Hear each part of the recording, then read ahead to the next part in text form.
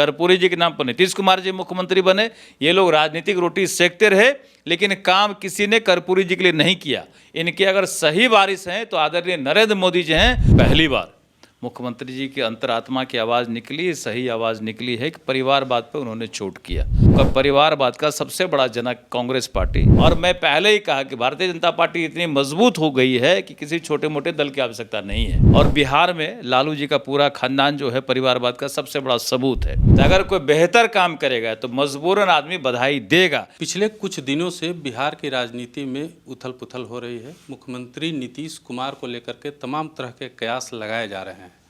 अब उन कयासों के बीच लालू यादव की बेटी रोहिणी आचार्य जी के ट्वीट ने जो है घमासान मचा दिया है। रोहिणी आचार्य जी के एक के बाद एक ट्वीट ने जो है राजनीतिक भूचाल ला दिया है। रोहिणी आचार्य जी ने न सिर्फ मुख्यमंत्री नीतीश कुमार के राजनीतिक जीवन बल्कि निजी जीवन पर भी ट्वीट किए हैं। सारे मुद्दों पर बातचीत करने के लिए हमारे साथ बिहार सरकार के पूर्व मंत्री और बीजेपी के विधायक नीरज कुमार बबलू जी हैं। सबसे पहले स्वागत है सर आपका। किस तरह से देखते हैं रोहिणी आचार्य जी के ट्वीट को? देखिए, रोहिणी आचार्य जी का जो ट्वीट आया है वो कल के संदर्भ में आया है।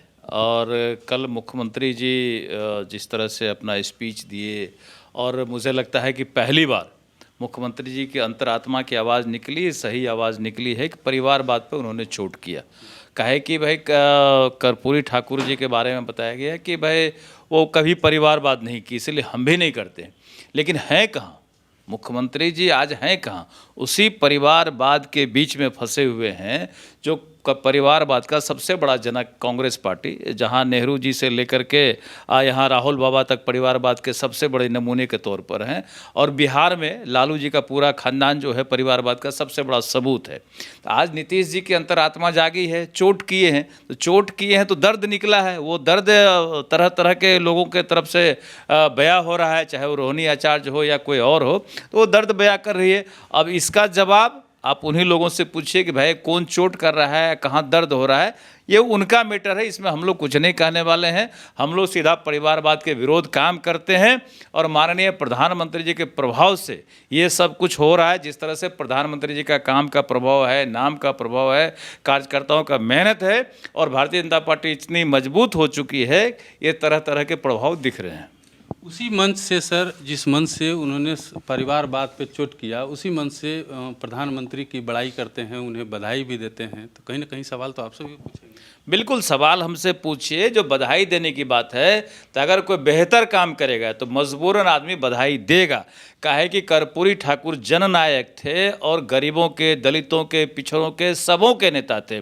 और वो एक तरह से जिस तरह से नाम किया उन्होंने बिहार का, और एक ईमानदार मुख्यमंत्री के रूप में उनका नाम हुआ, तो वर्षों पहले उनको मिलना चाहिए भारत रत्न। क्यों नहीं मिला?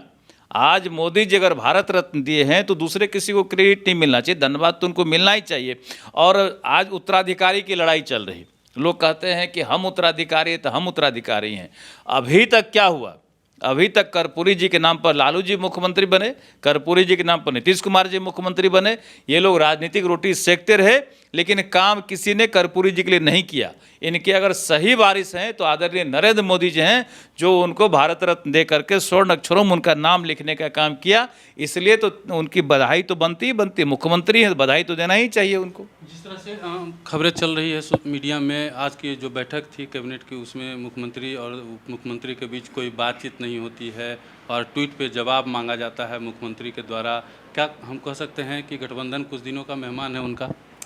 देखिए, मैं पहले ही बताया, माननीय प्रधानमंत्री जी का जिस तरह से काम हो रहा है, जिस तरह से एनडीए का काम बढ़ रहा है, जनाधार बढ़ रहा है डे बाई डे, तो इंडिया गठबंधन में भगदड़ मचा हुआ है। तरह तरह का बात हो रहा है। कभी उधर ममता जी ताल ठोकरिए अकेले लड़ेंगे, केजरीवाल कह रहे हैं कि हम अकेले लड़ेंगे, अभी लोग भी कहेंगे अकेले लड़ेंगे, और सारे गली में जा कर के लड़ेंगे, अपना अपना पावर देखेंगे, अपना अपना इस्तेमाल करेंगे। ये बात स्पष्ट है। जिस तरह से माननीय प्रधानमंत्री जी काम कर रहे हैं और लोगों के दिल में जिस तरह से वो अपना जगह बना रहे हैं, तो पूरा इंडिया गठबंधन भगदड़ की स्थिति में, लोग भागने की स्थिति में। अकेले लड़ने की बात आप कर रहे हैं, लेकिन मीडिया में जो खबरें चल रही है उसके मुताबिक जल्द ही एनडीए में शामिल होने वाले हैं। स्वागत करेंगे? देखिए, एनडीए में गठबंधन शामिल होने वाले कौन कह रहे हैं? ये मीडिया में आप लोग मीडिया चलाते रहते हैं, आप लोग का काम ही है लड़ाई लगाना, एक पार्टी से दूसरे पार्टी का, एक पार्टी से दूसरे पार्टी को कभी जोड़ते हैं कभी तोड़ते हैं, तो ये आप लोग का अनुमान चलते रहता है, लेकिन सच्चाई कुछ नहीं है। और मैं पहले ही कहा कि भारतीय जनता पार्टी इतनी मजबूत हो गई है कि किसी छोटे मोटे दल की आवश्यकता नहीं है। चलिए, नीरज कुमार बबलू जी को साफ साफ सुना। इन्होंने कहा है कि प्रधानमंत्री मोदी जो विकास किए हैं, उन्होंने कर्पूरी ठाकुर जी को भी सम्मान दिया है और इस तरह की बातें होती रहेगी। इन्होंने साफ तौर पर यह भी कहा है कि नीतीश कुमार चाहे तो अकेले चुनाव लड़ सकते हैं, एनडीए में उनके लिए कोई जगह नहीं है। देखते रहिए मगही न्यूज़। धन्यवाद।